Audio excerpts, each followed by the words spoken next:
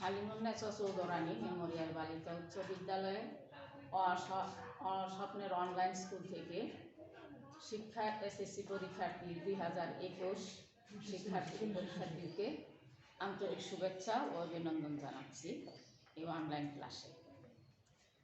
আশা করি তোমরা সকলেই ভালো আছো, সুস্থ আছো, নিরাপদে আছো। আমি আল্লাহর রহমতে তোমাদের দোয়ায় ভালো আছি। আমরা গত ক্লাসে উন্নততর জীবনধারার খাদ্য ও পুষ্টি সম্পর্কে আলোচনা করেছিলাম এবং খাদ্যের উপাদানের একটি উপাদান শর্করা বা কার্বোহাইড্রেট, এর উপাদান, এর উৎস, এর কার্যকারিতা এই সম্বন্ধে আমরা আলোচনা করেছি এবং পুষ্টি সম্পর্কে আলোচনা করেছি। আজকে আমরা খাদ্যের দ্বিতীয় উপাদান আমিষ নিয়ে তোমাদের সাথে আলোচনা করব। চলো আমরা মূল আলোচনায় চলে যাই।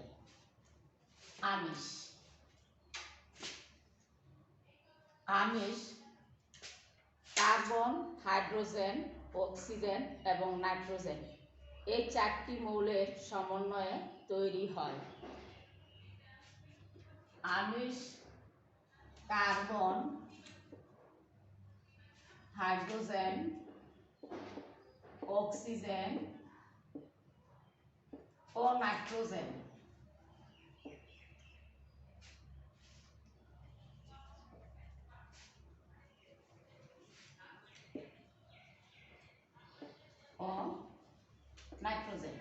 এই চারটি উপাদান নিয়ে, চারটি মৌল নিয়ে আমিষ তৈরি হয়। শরীরে আমিষ পরিপাক হওয়ার পর আমিষ অ্যামাইনো অ্যাসিডে পরিণত হয়। শরীরে আমিষ পরিপাকের পর অ্যামাইনো অ্যাসিডে পরিণত হয়। অর্থাৎ বলা যায় একটা আমিষের পরিচয় হয় কিছু অ্যামাইনো অ্যাসিড দিয়ে। মানুষের শরীরে এ পর্যন্ত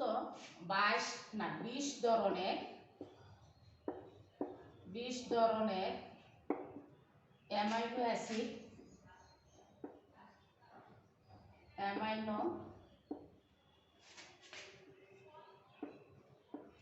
অ্যাসিড পাওয়া গেছে।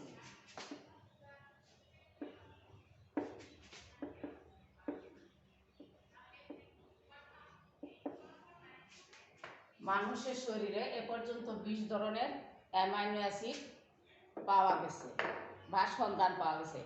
এই অ্যামাইনো অ্যাসিডগুলো হচ্ছে আমিষ গঠনের একক। এই অ্যামাইনো অ্যাসিডগুলো হচ্ছে আমিষ গঠনের একক। উৎস অনুযায়ী আমিষকে দুই ভাগে ভাগ করা যায় বা দুই শ্রেণীতে ভাগ করা যায়। উৎস অনুযায়ী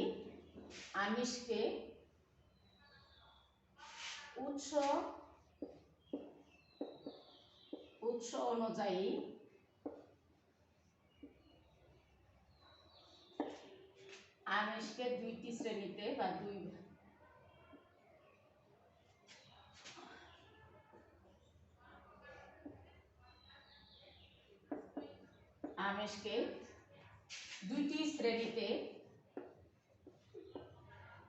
দুইটি শ্রেণীতে ভাগ করা যায় বা দুইটি উৎস থেকে আমরা উৎস অনুযায়ী আমিষকে দুইটি শ্রেণীতে ভাগ করা যায় বা দুইটি উৎস থেকে আমরা আমিষ পেয়ে থাকি। দুইটি শ্রেণীতে ভাগ করা যায়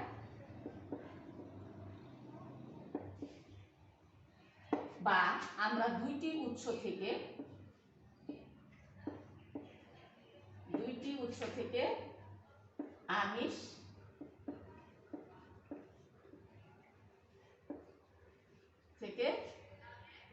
আমিষ পেয়ে থাকি।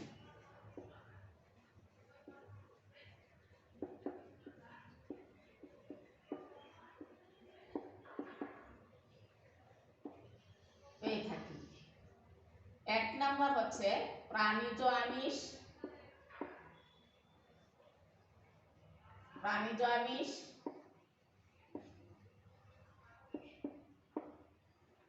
2 নাম্বার হচ্ছে উদ্ভিজ্জ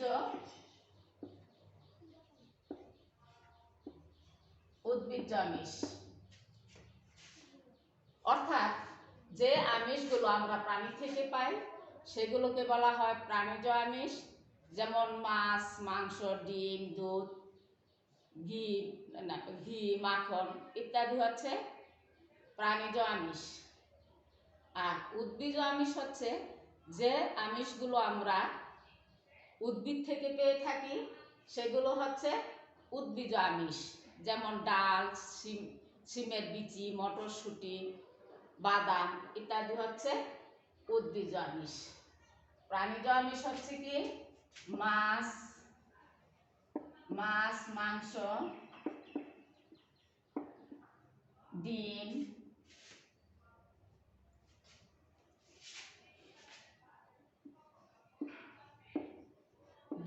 দুধ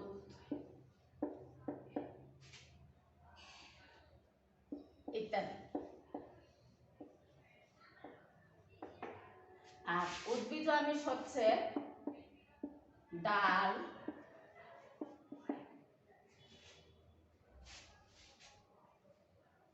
সিমের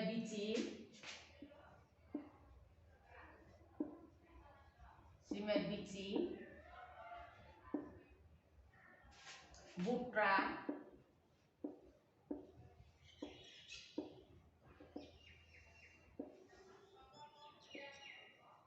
ইত্যাদি।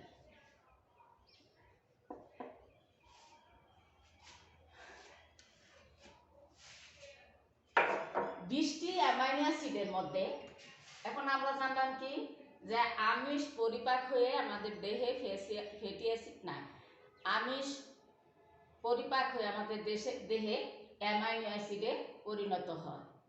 এবং আমরা জানলাম যে এই অ্যামাইনো অ্যাসিডের সংখ্যা প্রাণীর দেহে অ্যামাইনো অ্যাসিডের সংখ্যা এ পর্যন্ত 20টির সন্ধান পাওয়া গেছে। এই 20টি অ্যামাইনো অ্যাসিডের মধ্যে 8টি হচ্ছে অপরিহার্য অ্যামাইনো অ্যাসিড। 20টি অ্যামাইনো অ্যাসিডের মধ্যে 8টি হচ্ছে অপরিহার্য অ্যামাইনো অ্যাসিড। 20টি অ্যামাইনো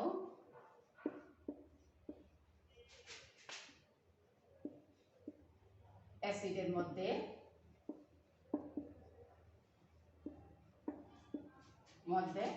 8টি হচ্ছে অপরিহার্য।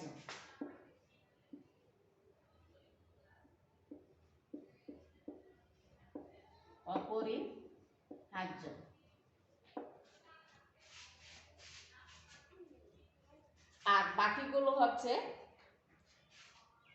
বাকিগুলো আমাদের শরীর বা প্রাণীর শরীর দেহে উৎপন্ন হতে পারে বা সংশ্লেষ করতে পারে।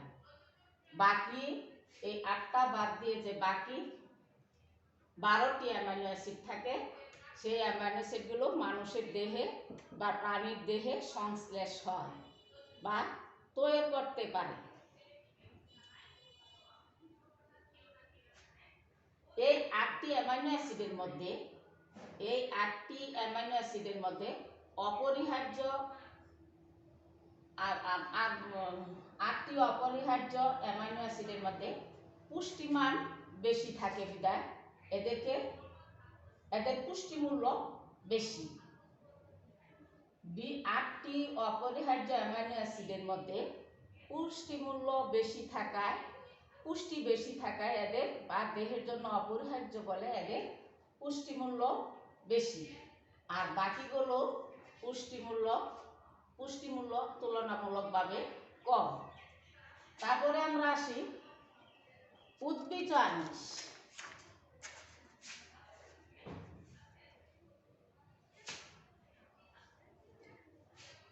এগুলো আমাদের প্রাণীজ আমিষ। এখন আসে আমরা উদ্ভিজ্জ আমিষে।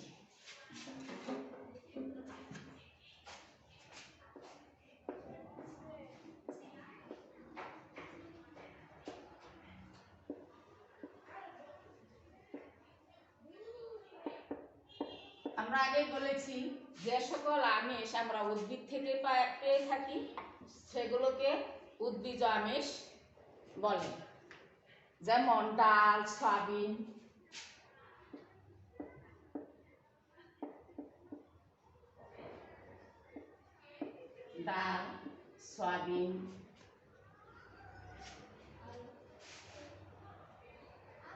ভুট্টা,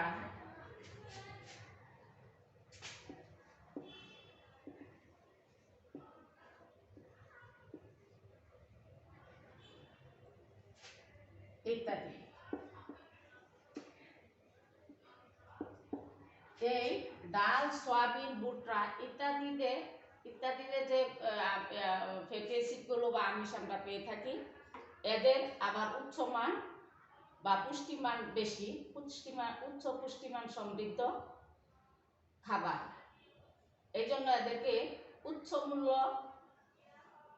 আমিষ বলা হয় বা পুষ্টি বলা হয়। পুষ্টি বা উচ্চ মূল্য আমিষ বলা হয়।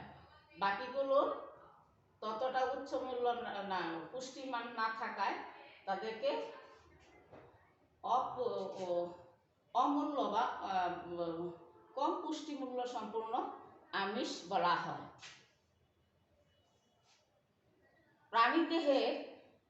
প্রাণীদেহ আমিষ দ্বারা গঠিত। কাজ হচ্ছে, আমিষের কাজ যদি আমরা বলি তাহলে আমিষের কাজ প্রাণীর দেহ গঠনে আমিষ মুখ্য ভূমিকা পালন করে। আমিষের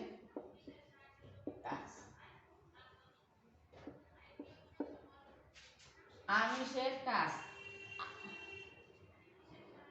আমিষ প্রাণীর দেহ গঠনে মুখ্য ভূমিকা পালন করে থাকে। যেমন হাড়, পেশি,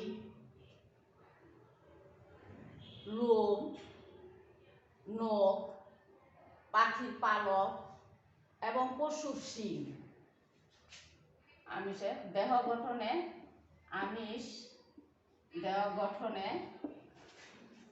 আমিষ মুখ্য ভূমিকা পালন করে থাকে। আমিষ মুখ্য ভূমিকা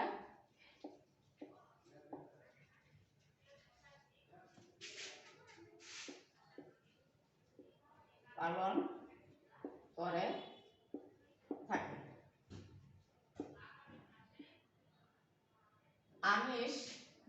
আমিষ দ্বারা, এটা গেল 1 নম্বরে। 2 নম্বর হচ্ছে আমিষ দ্বারা হাড়, পেশি,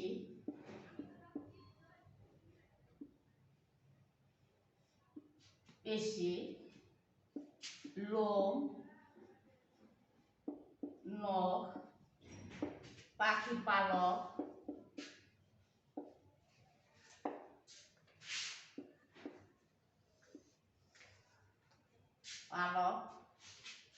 এবং পশুর শিং।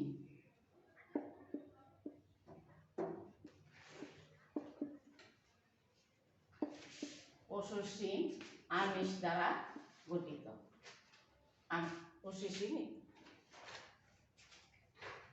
আমিষ দ্বারা হাড়, পেশি, লোম, নখ, পাখি পালক এবং পশুর শিং গঠিত।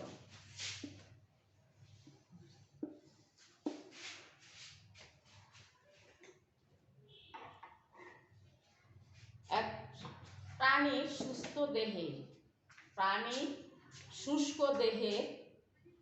শুষ্ক দেহে প্রায় 50% আমিষ দ্বারা গঠিত। প্রাণীর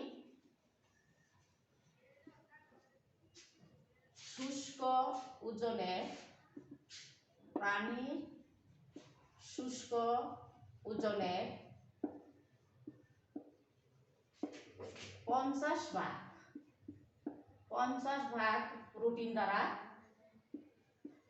প্রোটিন বা আমিষ দ্বারা গঠিত।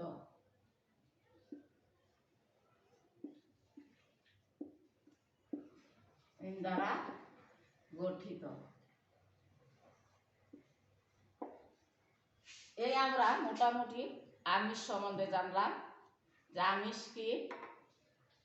আমিষের hydrogen, carbon, hydrogen, oxygen, nitrogen, এই 4টি মৌল নিয়ে আমিষ তৈরি হয়। আমিষ আমাদের দেহে পরিপাক হয়ে অ্যামাইনো অ্যাসিডে পরিণত হয় এবং আমাদের দেহে এ পর্যন্ত 20টি অ্যামাইনো অ্যাসিডের সন্ধান পাওয়া গেছে। উৎসের দিক বিবেচনা করলে আমিষকে 2টি শ্রেণীতে ভাগ করা যায়, হচ্ছে প্রাণীজ আমিষ আর একটা হচ্ছে উদ্ভিজ্জ আমিষ। এখন আমরা কোন কোন প্রাণী থেকে আমরা প্রাণীজ আমিষ পাই সেটা দেখলাম, সেটা বললাম, এবং উদ্ভিজ্জ আমিষটা আমরা কোন কোন উদ্ভিদ থেকে পাই বা কোন খাদ্য থেকে পাই সেটা আমরা জানলাম। এবং আমিষের কাজ কি, দেহ গঠনের মুখ্য ভূমিকাটাই আমিষ পালন করে। আর আমিষ দ্বারা হাড়, পেশি, লোম, নখ, পাখির পালক এবং পশুর শিং গঠিত হয়। আর প্রাণীর শুষ্ক ওজনে 50% হচ্ছে প্রোটিন দ্বারা গঠিত। তারপরে আমরা আসি 3 নম্বর খাদ্য উপাদান, স্নেহ পদার্থ। আমাদের 3 নম্বর উপাদানটি হচ্ছে স্নেহ পদার্থ।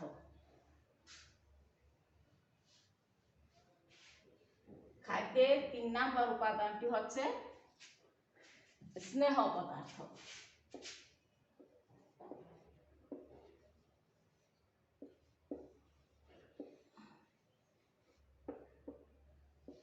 খাদ্যের 3 নম্বর উপাদানটি হচ্ছে স্নেহ পদার্থ বা লিপিড। স্নেহ পদার্থ বা লিপিড।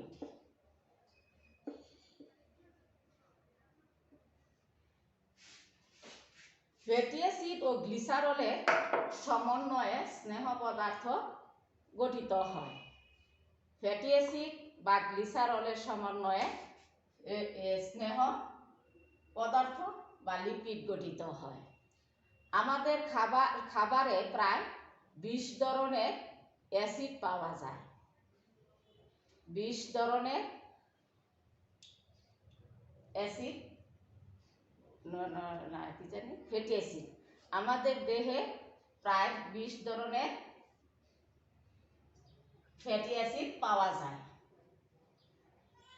এই ফ্যাটি অ্যাসিডগুলো যেগুলো শক্ত, এই ফ্যাটি অ্যাসিডগুলোর মধ্যে যেগুলো শক্ত তাদেরকে চর্বি বলা হয়।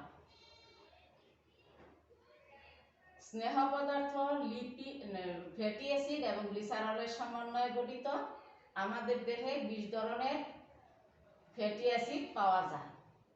এই ফ্যাটি অ্যাসিডগুলোর মধ্যে যেগুলো শক্ত সেগুলোকে চর্বি বলা হয়।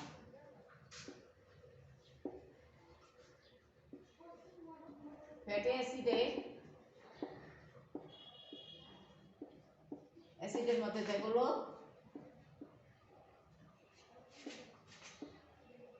শক্ত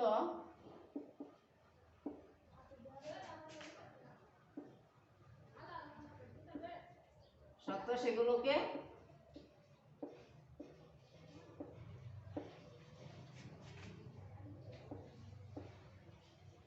চর্বি বলা হয়। চর্বি বলা হয়। যেমন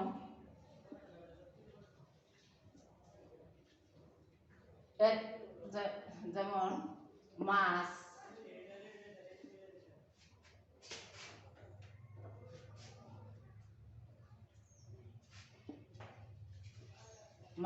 এবং মাংসের চর্বি। মাছ এবং মাংসের চর্বি।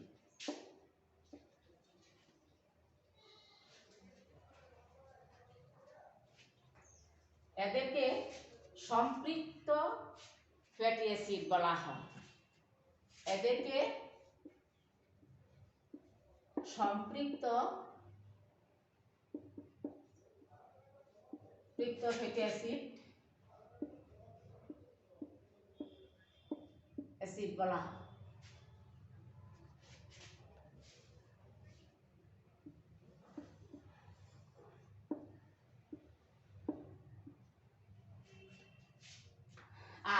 যেগুলো এই 20টি ফ্যাটি অ্যাসিডের মধ্যে যেগুলো শক্ত এদেরকে চর্বি বলা হয়, আর যেগুলো তরল তাদেরকে তরল ফ্যাটি অ্যাসিড বলা হয়।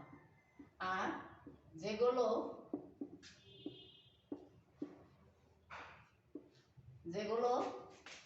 তরল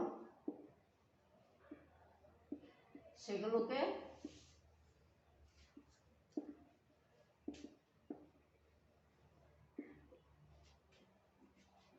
তরল ফ্যাটি অ্যাসিড বা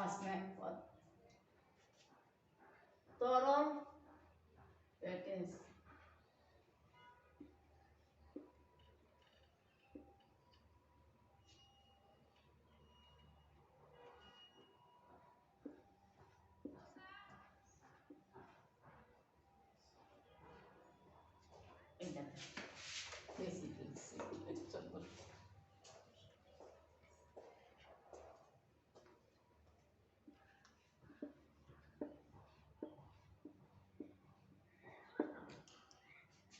ফ্যাটি অ্যাসিড বলা হয়।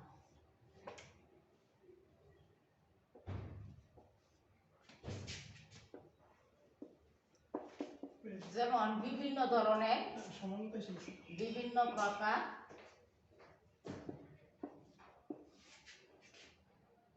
তেল,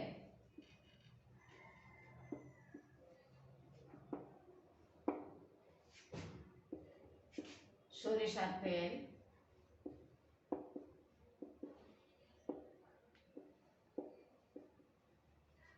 সয়াবিন তেল,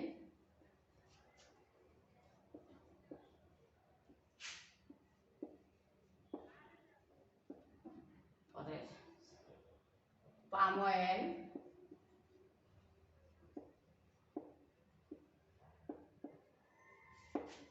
নারিকেল,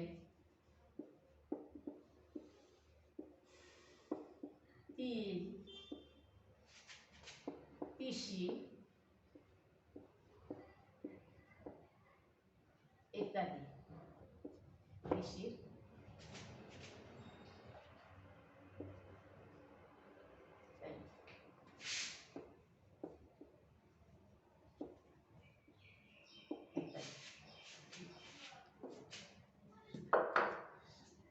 উৎস অনুযায়ী স্নেহ পদার্থকে আবার দুই ভাগে ভাগ করা যায়। উৎস অনুযায়ী আমরা এটা এখন মুছছি, তারপরে স্টেপে যাই। উৎস অনুযায়ী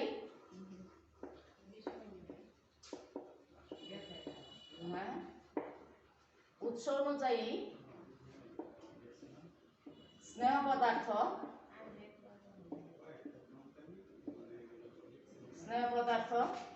দুই প্রকার। এটাও প্রোটিনের মতো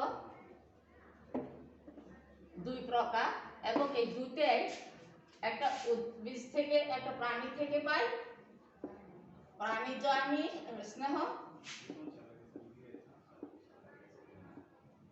স্নেহ পদার্থ, আরেকটা হচ্ছে উদ্ভিজ্জ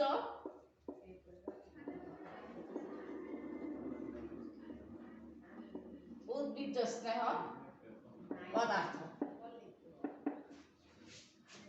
প্রাণীজ স্নেহ পদার্থ হলো চর্বি সহ মাংস, ঘি। আর প্রাণীজ স্নেহ পদার্থ হচ্ছে চর্বি সহ মাংস, ঘি, মাখন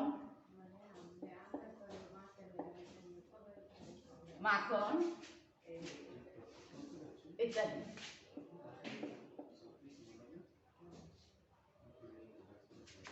পনির ইত্যাদি। আর উদ্ভিজ্জ স্নেহ হচ্ছে বিভিন্ন প্রকারের তৈল, বিভিন্ন প্রকারের তেল।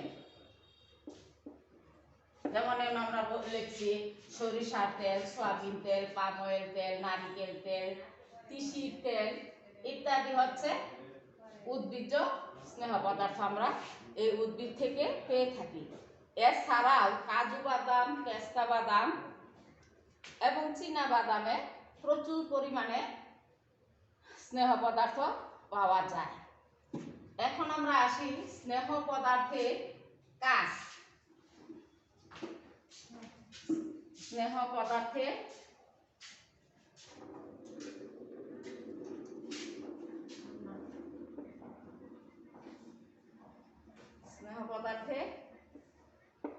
কাজ। 1 নম্বর হচ্ছে খাদ্যবস্তুর